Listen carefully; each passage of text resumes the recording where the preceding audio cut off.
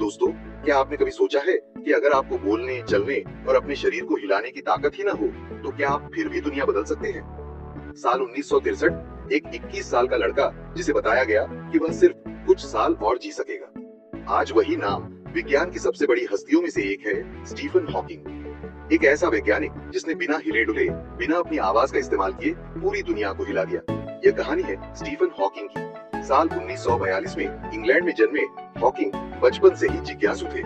उन्हें ब्रह्मांड के रहस्यों को जानने का जुनून था। वे साधारण छात्र थे, लेकिन उनकी कल्पना शक्ति और सवाल पूछने की आदत ने उन्हें खास बना दिया। 21 साल की उम्र में जब वे कैम्ब्रिज में अपनी पीएचडी कर रहे थे, उन्हें मोटर न्यूरॉन डिजीज (एएलएस) नामक लाइलाज बीमारी हो गई। एएलएस अमायोट्रोफिक लेटरल स्क्लेरोसिस एक गंभीर और लाइलाज बीमारी है, जिसमें मस्तिष्क और रीढ़ की हड्डी की नसें, मोटर न्यूरॉन्स धीरे धीरे नष्ट हो जाती है।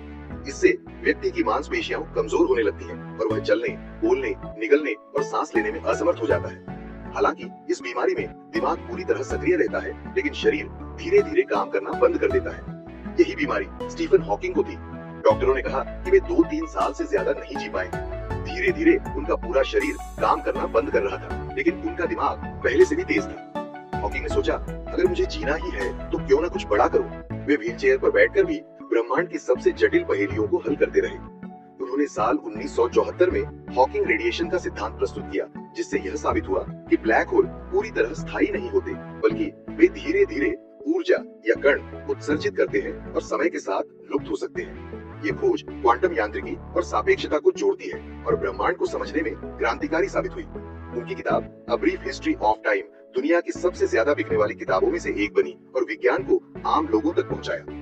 ब्लैक होल एक ब्रह्मांडीय पिंड है, जिसकी गुरुत्वाकर्षण शक्ति इतनी अधिक होती है कि उसमें से प्रकाश तक बाहर नहीं निकल सकता। ये तब बनता है जब कोई विशाल तारा अपने जीवन के अंत में गुरुत्वाकर्षण बल के कारण सिकुड़कर अत्यधिक सघन हो जाता है। ब्लैक होल के चारों ओर एक सीमा होती है, जिसे इवेंट होराइजन कहते हैं। इसके पार जाने के बाद कुछ भी वापस नहीं आ सकता। जिस इंसान को डॉक्टरों ने केवल कुछ सालों की जिंदगी दी थी, वह पूरे 55 साल तक जीवित रहा और दुनिया को बदलकर 14 मार्च 2018 को 76 साल की उम्र में अलविदा कह गया। स्टीफन हॉकिंग का जीवन हमें सिखाता है कि सीमाएं केवल हमारे दिमाग में होती हैं। अगर वे इतनी कठिनाइयों के बावजूद आगे बढ़ सकते हैं, तो हम भी अपनी जिंदगी में किसी भी परेशानी का सामना कर सकते हैं। अगर आपकी जिंदगी मुश्किल लग रही है, तो याद रखिए कि आप भी उसी ब्रह्मांड का हिस्सा हैं, जहां चमत्कार होते हैं। Stephen Hawking.